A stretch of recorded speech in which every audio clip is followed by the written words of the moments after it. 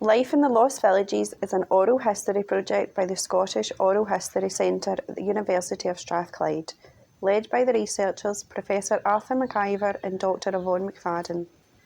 The project looked to recover the history of East Ayrshire's lost villages by collecting the stories of the families who lived in the miners' rows in the villages of Benwhat, Common Dyke, Burnfoot Hill, Glenbuck, Lethen Hill and Darnconnor.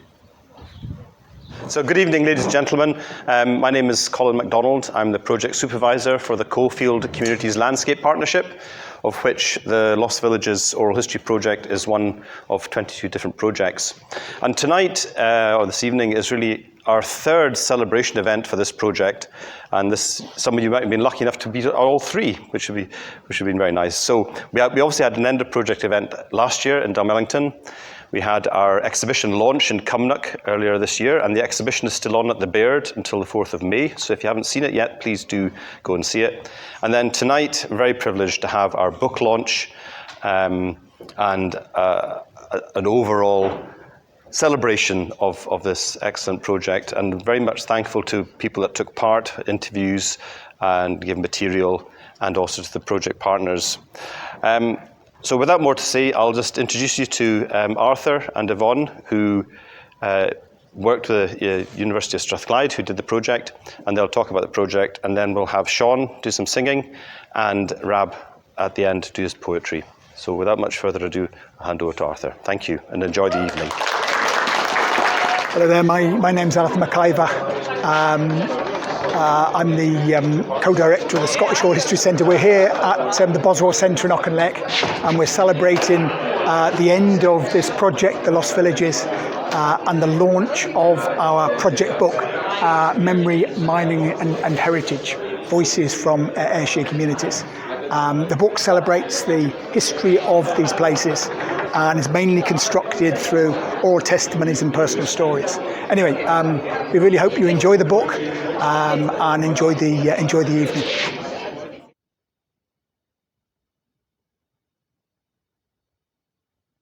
So with the book launch, sometimes people read from their book, but our book is just full of people's stories. So what I've done is I've curated I don't know. I don't want to say my favourite because there were so many. I spent most of the afternoon just cutting clips and then thinking, I've not got time to play all these. But I'm just going to play some of the kind of clips that kind of sum up some of the themes of the book and let the kind of oral history speak for itself, and I'll just kind of guide you through it.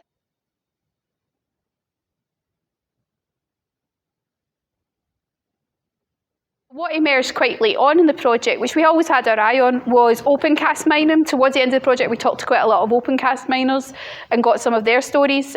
So that was an inclusion then. And the last thing, which is probably my favourite chapter, is about just the ways in which people keep these memories alive and the ways in which place has become so important to people and all the different things that they do to keep it alive. So that's my favourite chapter of the book. Lock-ins.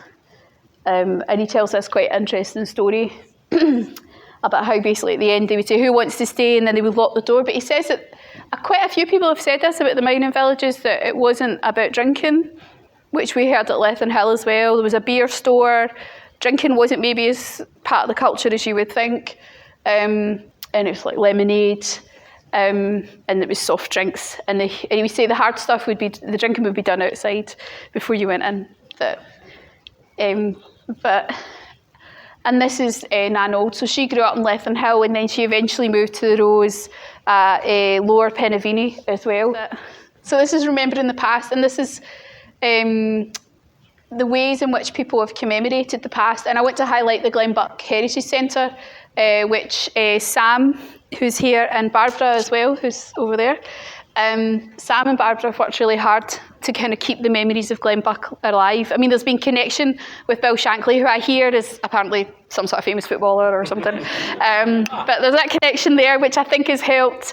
But it's brought in, and Barbara talks about visiting in 1997 and just feeling like there's nothing there. And Sam talks about going back and feeling kind of, sad because it's like, and same Stuart Burns.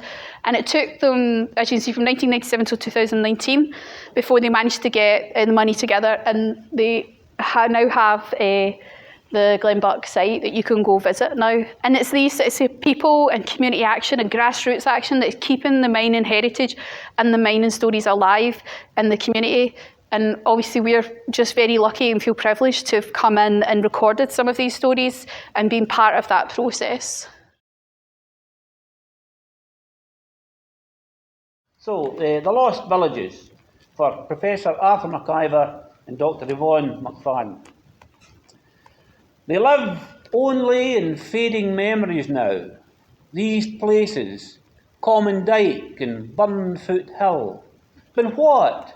Glenbuck, Duncona, Lethenhill, entombed by open cast, turned by the plough. And yet, their stories have been teased and told. The Iron Range relit and brightly glowing. The steaming washtub, gossipy and knowing. Treasured memoirs worth their weight in gold. School days, Sam Purdy vividly regales. Here's the manager of the co-op store. The football Shantleys gathered round their door. Bill's niece, Barbara, relates with pride their tales. This archive, vital, prescient and profound, the living proof of what was lost, now found. Thank you. Here on the plaster house smooth and warm. What for the men's might the iron stay. Now what I knew then they might part home. And seen to the heads and slides of my choo. And the beard lad goes miles to find the grunt. Strange promontories grasped into the as nature slowly heals back what's money.